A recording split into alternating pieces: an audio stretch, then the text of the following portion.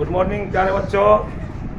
चलो आज व्याकरण की शुरुआत करते हैं और व्याकरण जीरो से शुरू करते हैं, हिंदी वर्णमाला से। ये आज पहला दिन है, शुरू से पढ़ेंगे। प्रत्येक दिन कुछ ना कुछ क्लास में देंगे, साथ में रिकॉर्ड भी हो जाएगा और यूट्यूब पे ही आप देख सकते हैं। तो चलिए पढ़ाते हैं, साथ देंगे सभी। विषय हिंदी है और क्या इसमें पढ़ेंगे हम लोग? व्याकरण। व्याकरण पढ़ेंगे हम लोग। व्याकरण में सबसे पहले हम लोग जानेंगे कि वर्णमाला क्या होता है। यानी वर्णमाला जो है सबसे क्या इसका है, पहला सबसे भाग है। और यहीं से हम लोग क्या करेंगे कि सब कुछ जानेंगे कि व्याकरण का शुरुआत हम कैसे करें। इन जीरो से पढ़ेंगे और अभी के अभी यही याद कर लेंगे। यहाँ अगर याद नहीं हुआ तो घर पे याद नहीं होगा, इसलिए ध्यान देंगे बोर्ड पे। इधर उधर ज़्यादा है ना, ये बंदर का न करना। चलिए तो सबसे पहले क्या जानेंगे कि वर्णमाला। वर्णमाला किसे कहते हैं? वर्णमाला जो होता है, जैसे सभी जानते हैं कि अगर मान लेते हैं कि एक साथ हम कहीं पे कुछ फूल को ले लिए और उसको एक धागा में पिरो दिए, तो धागा में पिरोने के बाद एक हमको प्रोडक्ट तैयार होता है जिसे हम बोलते हैं फूल माला। यानी फूलों को एक साथ अगर हम जोड़ देते हैं धागा में तो क्या बनता है? फूल माला।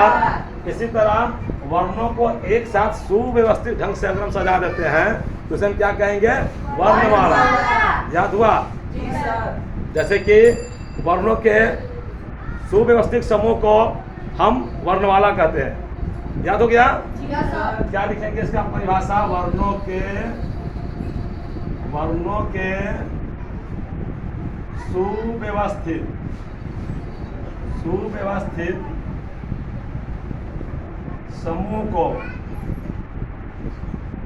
समूह को वर्णमाला कहते हैं।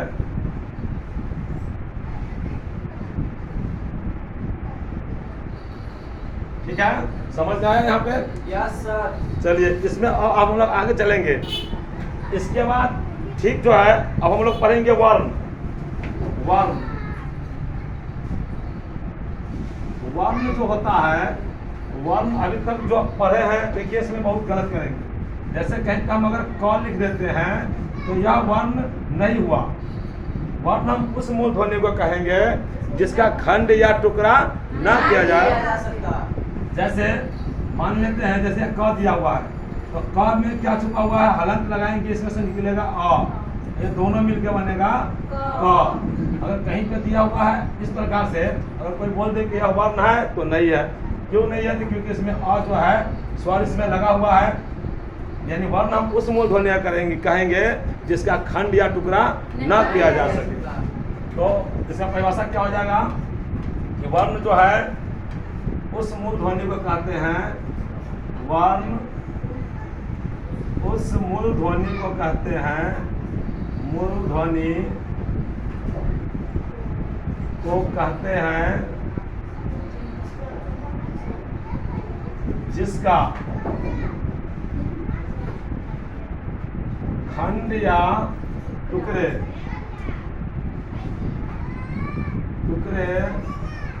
नहीं किए जा सकते हैं। नहीं किए जा सकते हैं। समझ में आ गया? Yes sir. जैसे क हलान, प हलान, च हलान, है ना? इस प्रकार से जो हो गया ये सब क्या हो जाएगा? वर्णमाला। वर्ण हो गया, सभी वर्ण हो गया। समझ में आ गया? इसमें कोई दिक्कत नहीं है। चलिए आगे चलते हैं। अब पूछेगा इसमें कि वर्ण जो होता है, वर्ण कितने प्रकार के होता है? तो वर्ण दो प्रकार के होता है। वर्ण दो प्रकार के होता है। यानी वर्ण के अगर कोई प्रकार पूछ दे कि वर्ण जो होता है वह कितने प्रकार के होता है, तो वर्ण दो प्रकार के होते हैं। या वर्ण के दो भेद है। वर्ण दो प्रकार के होते हैं, या क्या बोलेंगे? दो भेद है। दोनों की एक ही बात हुआ। जैसे एक हो जाएगा स्वर वर्ण और दूसरा हो जाएगा क्या? व्यंजन वर्ण। व्यंजन वर्ण। अब देखिए स्वर वर्ण जो होता है, स्वर वर्ण, तो इसके उच्चारण में किसी अन्य वर्ण की सहायता नहीं ली जाती है। ये जो होता है ये स्वतंत्र रूप से उच्चारण किए जाते हैं, ये स्वतंत्र होता है ना। तो इसका परिभाषा कोई पूछ दे तो क्या बोलेंगे कि वैसा वर्ण जिसके उच्चारण में किसी अन्य वर्ण की सहायता नहीं ली जाती है, ये वर्ण क्या स्वतंत्र होते हैं। क्या इसको लिखेंगे कि वैसा वर्ण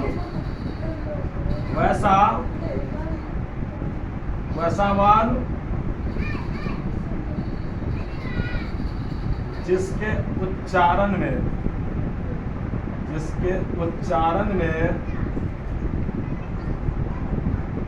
किसी अन्य वर्णों की सहायता नहीं ली जाती हो, उसे क्या कहेंगे, उसे हम स्वर वर्ण कहेंगे। एग्जाम्पल में जैसे उसको हम देंगे, जैसे जो उसका हो जाएगा अ आ हर्षी दीर्घी, इस प्रकार से हो जाएगा।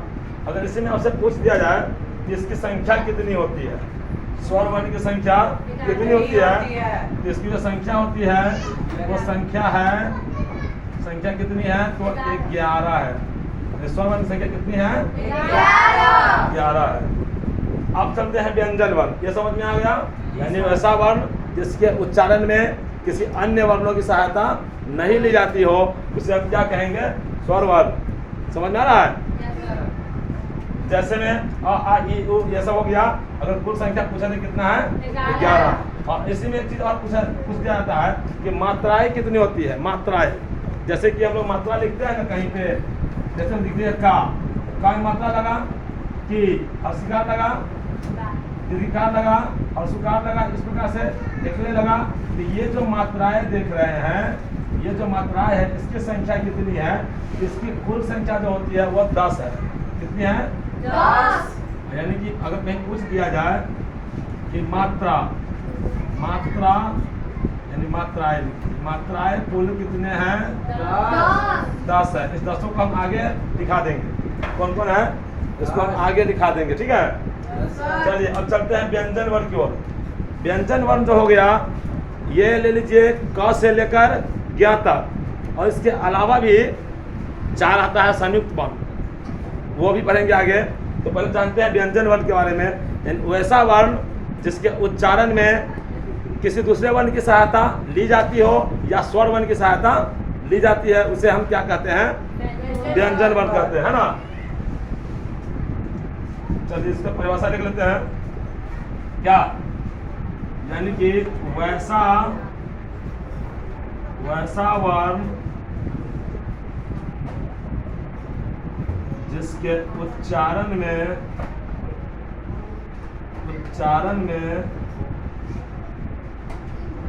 स्वर वर्णों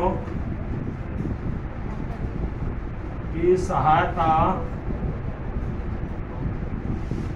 ली जाती है, उसे क्या कहेंगे, व्यंजन वर्ण कहेंगे।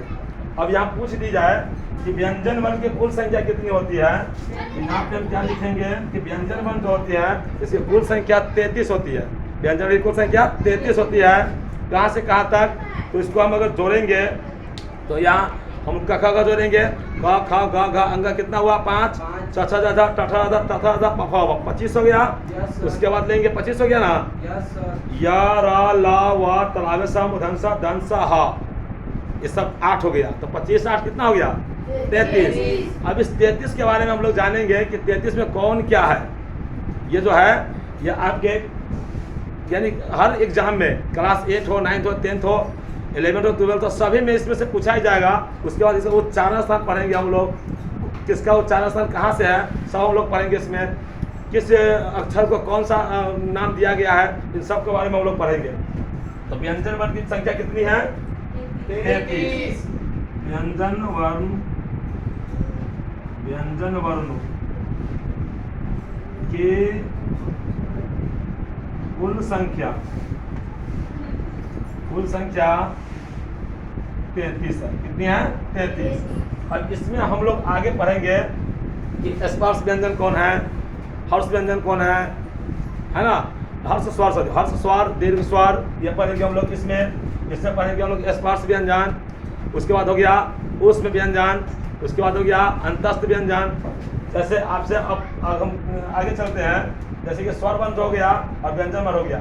इसमें क्या पढ़े कि इसके उच्चारण में किसी अन्य वर्णों की सहायता नहीं ली जाती है, जबकि व्यंजन वर्ण में जब उच्चारण होता है तो इसमें स्वर वर्णों की सहायता ली जाती है ना। इतना समझ गया है? इसमें कोई दिक्कत नहीं है ना? नहीं है। चलिए आगे चलते हैं। थोड़ा सा दिख रहा है यहाँ पे कि नहीं? पीछे दिख रहा है? नहीं दिख रहा है? चलिए इसको छापो पहले, जरूर छापो।